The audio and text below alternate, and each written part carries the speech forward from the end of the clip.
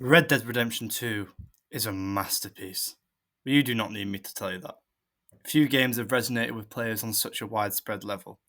The exploration, the art design, the gameplay, performances, the side quests, You and got some money Arthur for me, boy? Morgan are all testimonies Seen your to the name in my capacity for ledger. video games to rival television and film in curating a story. For me and many others, apart from Arthur's character arc, the most impressive aspect of Red Dead is the insane levels of detail the developers place in the construction of their open world and exploration.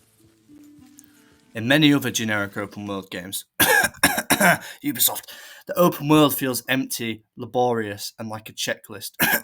Ubisoft's open worlds are all eye candy, visually impressive, yet lacking any substance. Whereas in Red Dead 2, the visuals are astounding, whilst also making exploration feel purposeful and natural. The open world is fully integrated into the narrative, emphasizing the themes the story is portraying. And this is no clearer than in how the devs create their interpretation of the Southern American states. After the gang is caught by Cornwall and the Pinkertons in Valentine, they have to descend south, arriving at Clemens Point in Chapter 3. And this is where the environmental design of the game hits new heights. Through the geography, history, and characters of the area surrounding Scarlet Meadows, Rockstar creates an vision of the South as a place of moral decay. Lemoyne is a state in decline, dealing with the repercussions of the slave trade and how the removal of such a heinously corrupted system impacts the lives of the pathetic aristocracy. The way such decline and moral depravity is communicated visually is nothing short of masterful, rendering Chapter 3, in my eyes, the very, very best part of a truly harrowing gaming experience.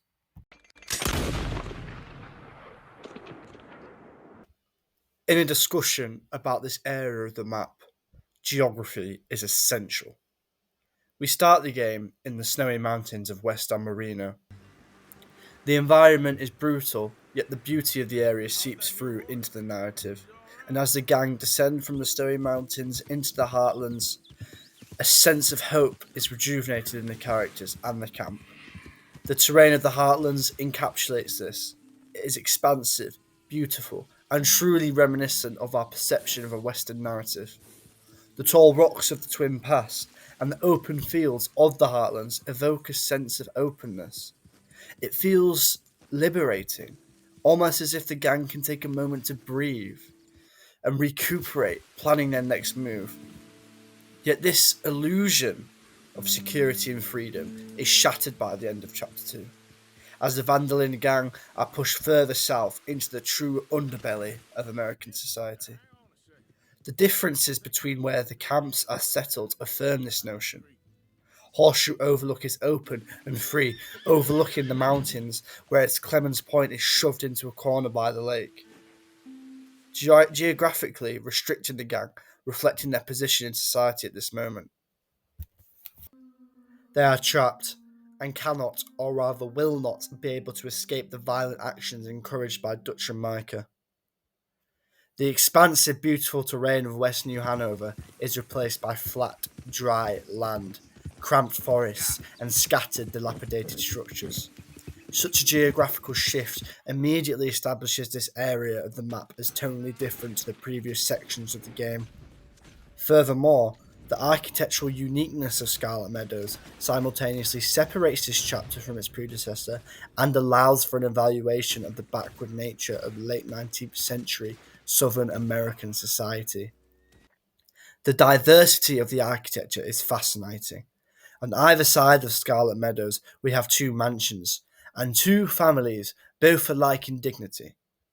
Both families have beautiful, massive houses, which represent how wealthy they were or are, also indicating the power that the aristocracy still held in Southern America, even in a post slavery economy, particularly when contrasted with the dilapidated structures that surround these mansions. There are plenty of abandoned churches, old plantations, houses, and shacks, evoking a sense that this is an environment that is slowly but surely being consumed by time. It is a place in which the values of rigorous racial oppression they once held to catapult their economy into success are no longer compatible with the direction that American society is heading in. The economic disparity between the Braithwaites and the Greys mansions and the rest of the area is evident, which I believe reveals this state as being in a position of decay, failing to adapt to new times, existing in almost a feudal like system, with the rich controlling everything. I mean, just compare the mansions to the rest of the area. The difference is stark and apparent, and this way of constructing a society is not sustainable. If you fail to meet the standards of modern America, you will be consumed by it. Just like the gang, eventually the South will fall too. This notion is amplified when you revisit the Braithwaite mansion after burning it down. It is but a pile of rubble with a few straggling guards. Old aristocracy of this area is dead, and the gang pulled the trigger.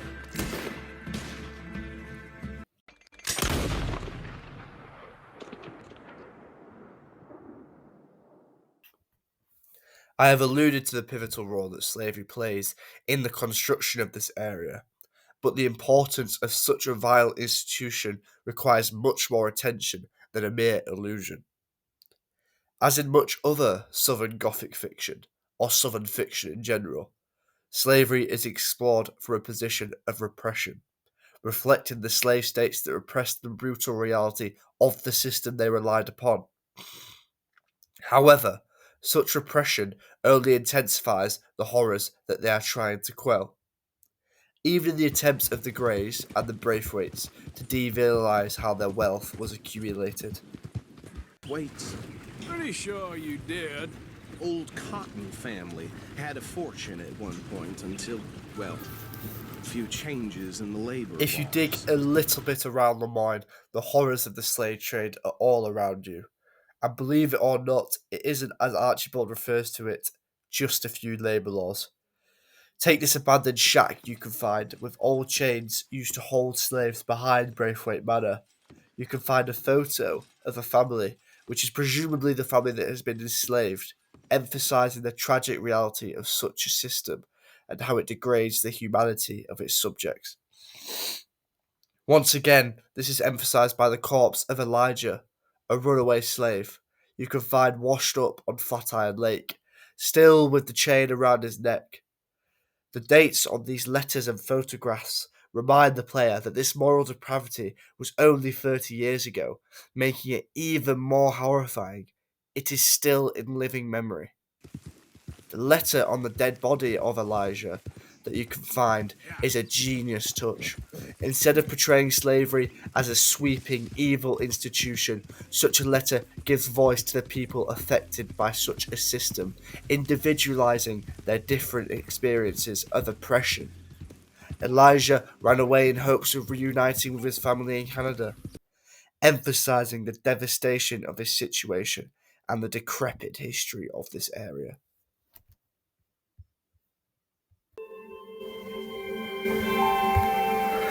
Rockstar do not shy away from the evil barbarity of the slave trade, accurately depicting the extensive nature of slavery throughout Southern America in the 19th century.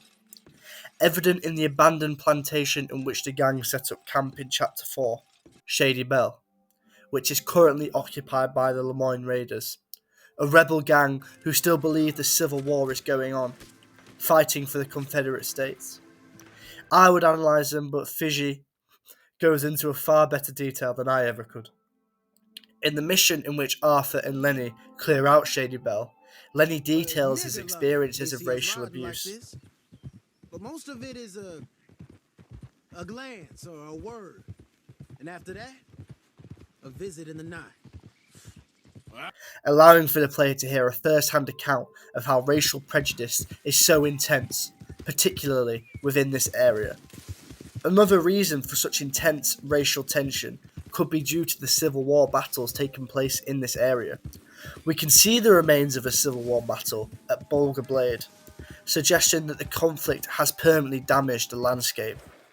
Lemoyne was a part of the Confederate States and most likely lost this battle, and the aftermath of it still being visible indicate that this state will never recover from the loss of the Civil War, economically and morally.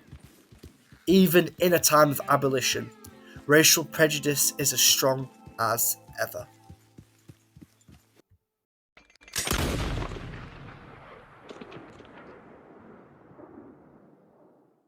Now, there are plenty of fascinating characters to analyse from this region and Chapter 3, but one side mission that particularly struck with me was that of the iniquities of history, in which Jeremiah Thompson sends us on what initially seems like an ordinary fetch quest to retrieve his watch, pistol, and old ledger. But this quest takes a far darker turn than one could ever imagine. The dialogue when we first meet Thompson foreshadows the reality of his past career. He says he used to be a gentleman and they took a whole way of living. Deserve this. I used to be gentle. Jeremiah Thompson. Thompson's stead. Good for you. That's anything. Revealing that he used to be prosperous, contradicting his current predicament, drinking on a bench in the afternoon. Once again, alluding to the South as a place that is stagnant due to its inability to adapt to the demands of modern society.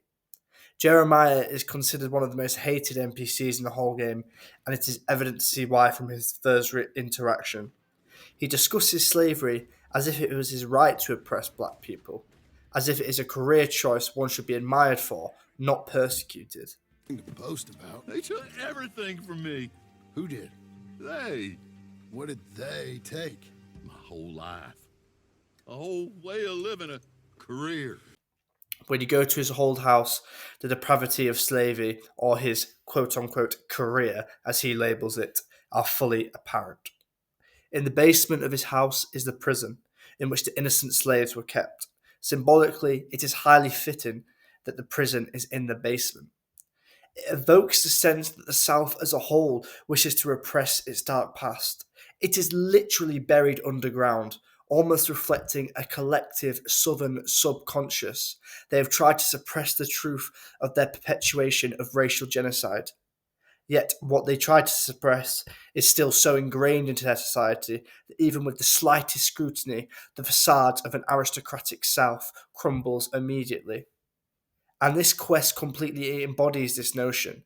Thompson believes he was a gentleman, but in reality he is vermin who abused people for his own profit, thus explaining why the player gains honour from eradicating him May from the face of 24th, the Minnie earth. and Child, $20.